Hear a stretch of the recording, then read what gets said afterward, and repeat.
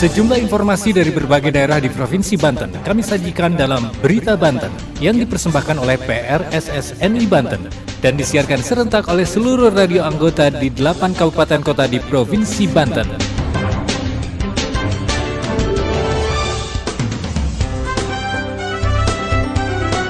Anda kembali bersama kami di Berita Banten PRSSNI Banten edisi hari ini, Rabu 25 Januari 2023. Sejumlah informasi dari berbagai wilayah di Provinsi Banten kami hadirkan kembali untuk Anda yang disiarkan serentak oleh seluruh radio anggota di 8 kabupaten kota di Provinsi Banten.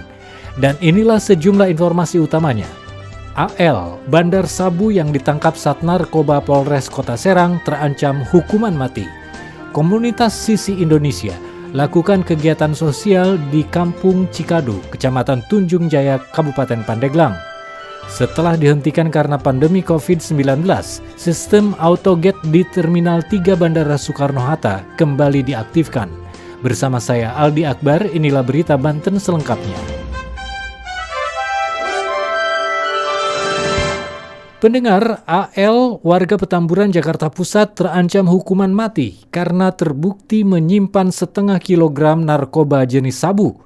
AL diamankan petugas Satres Narkoba Polres Serang saat akan melakukan transaksi di salah satu halte di wilayah Kebonjeruk. Laporan selengkapnya Mamo Ervanto dari Radio Harmoni FM Serang. AL, warga Petamburan Jakarta Pusat, terancam hukuman mati karena terbukti menyimpan sabu sebanyak setengah kilogram saat dilakukan penangkapan oleh jajaran Satres Narkoba Polres Serang. Jelas AKP Michael Karisma selaku Kasatres Narkoba Polres Serang saat menggelar ekspos kasus. AL diamankan petugas Satres Narkoba Polres Serang saat akan melakukan transaksi di salah satu halte di wilayah Kebonjeruk, Jakarta Barat pada Selasa 17 Januari kemarin. Dari tangan sang bandar tersebut, petugas berhasil mengamankan 566 gram sabu atau kurang lebih setengah kilogram dan satu unit minibus, satu buah koper tempat menyimpan barang bukti serta plastik klip yang digunakan pelaku untuk melakukan transaksi jual beli. AKP Michael Karisma selaku Kasatres Narkoba Polres Serang menerangkan, terungkapnya kasus ini berawal dari petugas yang berhasil mengamankan AG, yaitu bandar sabu di wilayah Serang pada Desember tahun kemarin. Dan dari pengembangan kasus ini diketahui AG adalah jaringan AL selaku bandar besar di Jakarta.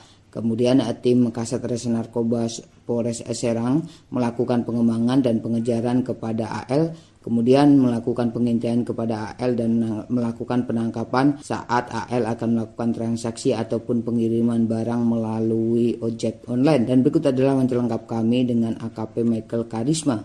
Penangkapan sabu ini berawal dari informasi masyarakat, kemudian tim dari Sat Narkoba Polres Serang melakukan penyelidikan dan mendapatkan tersangka ya, inisial AG. Ya, dari AG kemudian ditemukan barang bukti berupa sabu ya, kurang lebih beratnya 28 gram ya. Dari hasil pengungkapan atau penangkapan dari saudara AG, kemudian tim melakukan pengembangan ya, dan berhasil menangkap tersangka AL ya, di daerah Jakarta Barat. Dilakukan penggeledahan dan ditemukan kurang lebih barang bukti sabu ya, seberat kurang lebih setengah kilo atau 566 gram. Sampai dengan saat ini kita masih melakukan pengejaran sumber barang dari mana, mudah-mudahan kita bisa ungkap. Untuk pasal sendiri tadi saya sudah sampaikan ya, pasal yang dikenakan itu pasal 114 Undang-Undang RI nomor 35 tahun 2009 tentang narkotika.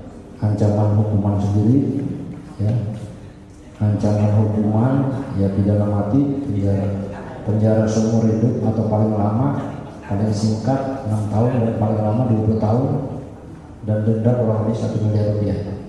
Pelaku akan dijerat dengan pasal 114 ayat 2, junto pasal 112 ayat 2 Undang-Undang RI nomor 35 tahun 2009 tentang narkotika dengan ancaman hukuman mati atau paling ringan 20 tahun penjara. Saya Mamo Ervanto, wartawan Harmoni FM Serang melaporkan untuk Berita Banten. Kita beralih ke Tangerang. Pendengar, setelah sempat dinonaktifkan selama pandemi COVID-19, sistem AutoGate Terminal 3 di Bandara Soekarno-Hatta kembali diaktifkan. Diaktifkannya kembali AutoGate di Terminal 3 tersebut untuk mengurangi terjadinya perlintasan dokumen palsu dan lolosnya penumpang yang masuk daftar cekal.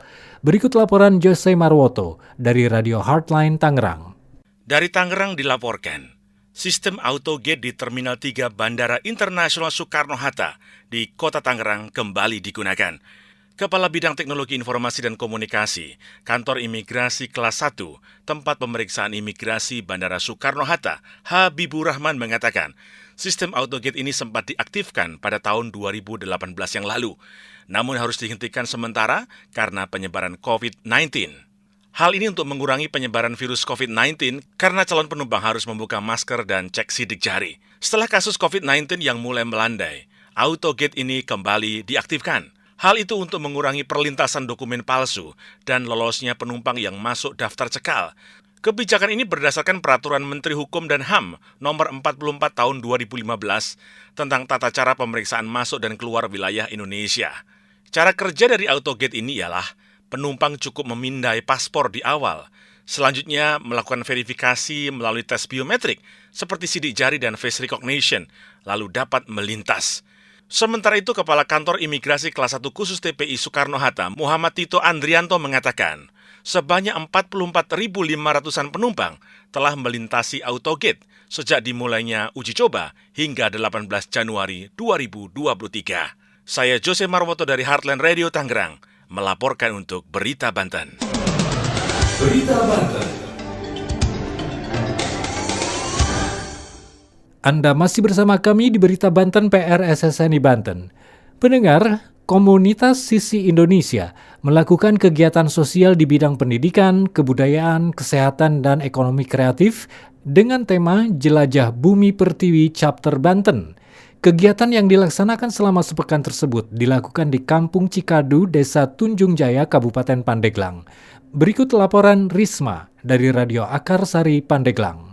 Komunitas Sisi Indonesia mengadakan kegiatan sosial di bidang pendidikan, kesehatan, kebudayaan, ekonomi kreatif, dan lainnya. Acara yang dilakukan selama satu pekan sejak 21 sampai 28 Januari ini dilaksanakan di Kampung Cikadu, Desa Tunjung Jaya, Kecamatan Panimbang dengan mengusung tema Jelajah Bumi Pertiwi Chapter Banten. Kegiatan ini diikuti oleh 25 volunteer dari berbagai wilayah yang terdiri dari Divisi Pendidikan, Kebudayaan, Ekonomi Kreatif, Pariwisata, Kesehatan, Lingkungan, dan Media. Founder Sisi Indonesia Ahmad Raihan menjelaskan, Jelajah Bumi Pertiwi merupakan sebuah kegiatan wujud implementasi kepedulian sosial yang berfungsi pada bidang kesehatan, lingkungan, pendidikan, kebudayaan, ekonomi kreatif, dan pariwisata yang diharapkan dapat menyelesaikan problematika yang ada di daerah-daerah yang memiliki keterbatasan.